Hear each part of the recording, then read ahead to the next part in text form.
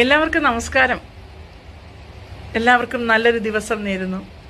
ഇന്ന് വിനായക ചതുർത്ഥിയാണ്. മഹാഗണപതിയുടെ ജന്മനാളാണ്.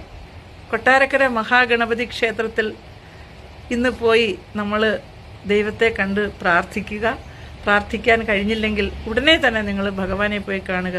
സർവ്വ ഐശ്വര്യ ഫലം ഉറപ്പാണ്. എൻ്റെ ഏറ്റവും വലിയ ആഗ്രഹമായിരുന്നു മഹാഗണപതി ക്ഷേത്രത്തിനടുത്ത് ഒരു നൃത്ത സ്കൂള് വേണമെന്ന്.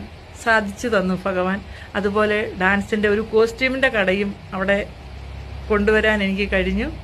അന്നേരം തീർച്ചയായിട്ടും കൊട്ടാരക്കര മഹാഗണപതിയെ കാണാൻ നിങ്ങൾക്ക് പറ്റുമെങ്കിൽ തീർച്ചയായിട്ടും അവിടെ പോയി പ്രാർത്ഥിക്കുക. നമ്മുടെ വിഷമങ്ങളെല്ലാം ഭഗവാനോട് പറയുക. ഞാനിന്ന് മഹാഗണപതിയെ നന്നായി ഒരുക്കി ഇരുത്തിയിരിക്കുകയാണ്. ഇന്ന് വിനായക ചതുർത്ഥിയായ ദിവസം നമ്മൾ ചന്ദ്രനെ കണ്ടു കഴിഞ്ഞാൽ ഒരുപാട് ദോഷങ്ങളാണ് എന്നാണ് പറയപ്പെടുന്നത്. മാനഹാനിയും ധനനഷ്ടമൊക്കെ ഉണ്ടാകുമെന്നാണ് പറയപ്പെടുന്നത്. ഏതായാലും ശരി, എല്ലാവരും ഇന്ന് ചന്ദ്രനെ കാണാതിരിക്കുക. കാരണം ചന്ദ്രനെ കണ്ട് നമുക്ക് ദോഷം വരുമെങ്കിലോ അറിയത്തില്ലല്ലോ. അങ്ങനെയൊക്കെ പഴമക്കാർ പറഞ്ഞുള്ള അറിവാണ് എനിക്ക്. എന്നാൽ ഏതായാലും ശരി, ഇന്ന് വിനായക ചതുർത്ഥി ദിവസമായ ഇന്ന്, ഭഗവാന്റെ ജന്മനാളായ ഇന്ന് ഭഗവാനെ കണ്ട് തൊഴുന്നവർക്ക് പുണ്യമാണ്. അന്നേരം ഞാൻ പാട്ടൊന്നും പാടാറില്ല.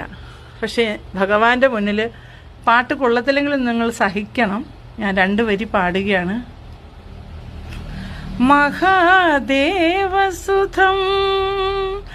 മഹാദേവസുധം ഗുരുഗുഹനുതം മാരകോടി പ്രകാശം ശാന്തം മഹാകാവ്യനാടകാദിപ്രിയം മൂഷികവാഹനമോദകപ്രിയം മഹാഗണപതിം മനസാ സ്മരാമി മഹാഗണപതിം മനസാ സ്മരാമി മഹാഗണപതിം.